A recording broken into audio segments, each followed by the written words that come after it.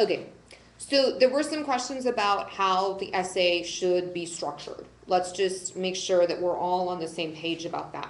So your essays should be made up of paragraphs, obviously. You want to make sure that each paragraph is at least 5 sentences. It's okay for your paragraphs to be bigger than that.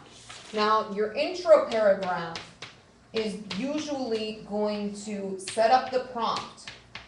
And you want to think of your audience as someone not necessarily in this class, but who is a college student.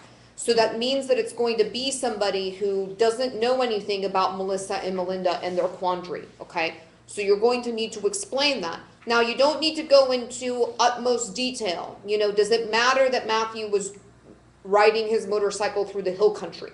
Probably not. Right? You want to make sure that you get to the parts that are relevant. He's in a coma. His sisters must jointly decide what to do. Melinda believes in the existence of souls and so is concerned that pulling the plug would be murder, while Melissa believes that since his brain processes are gone, Matthew is gone. You'll want to make sure that your intro has a thesis. And your thesis should answer 3 questions for me. Which sister would agree with which philosopher? I guess that's 2 questions, sorry about that. So your thesis is going to tell me which sister would agree with which philosopher. So a perfectly fine thesis for this first prompt might be, Melinda will use Plato to persuade her sister that souls exist. Something along those lines. Or if you want to say, I will argue that Melinda will use Plato. That's perfectly fine. I don't mind the use of first-person language.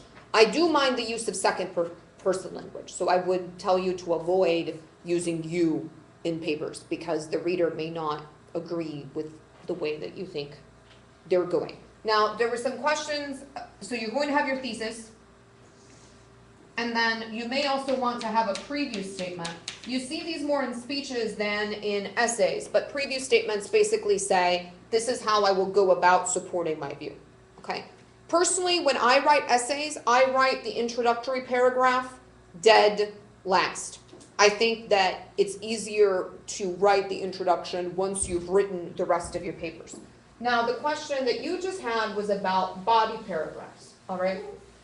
Your body paragraphs should have a topic sentence, and that's going to tell us what the paragraph as a whole is about.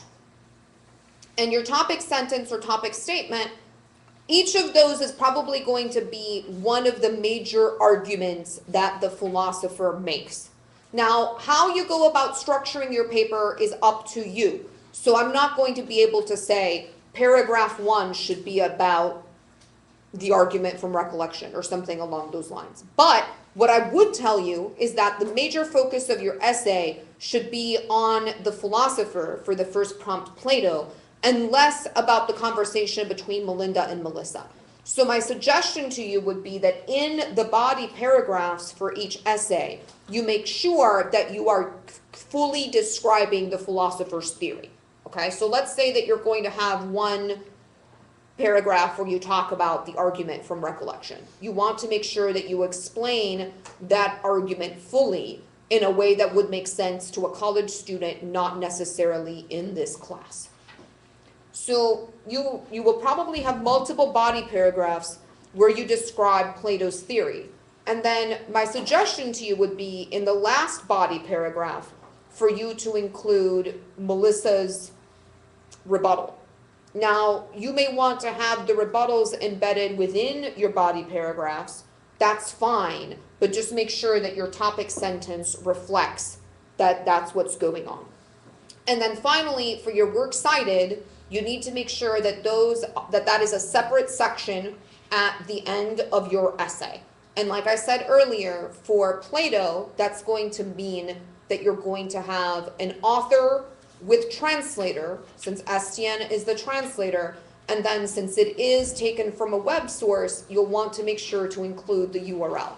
And if you open from the readings link onto the Plato reading by saying right-click and opening it in a new window, you'll be able to see the real link, which will be acc.thoughtexperience.com/something, okay?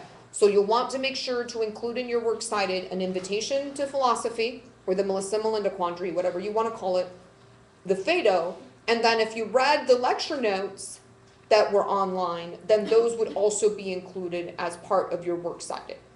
As you were just asking, in terms of your in-text citations, when you're citing Plato, you'll use the Stephanus numbers in lieu of page numbers, and those were the numbers that were in brackets embedded through the text.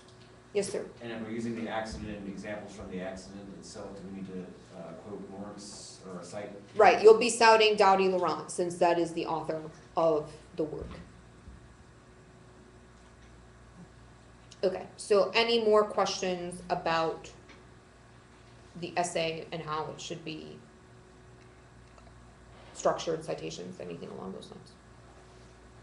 Okay.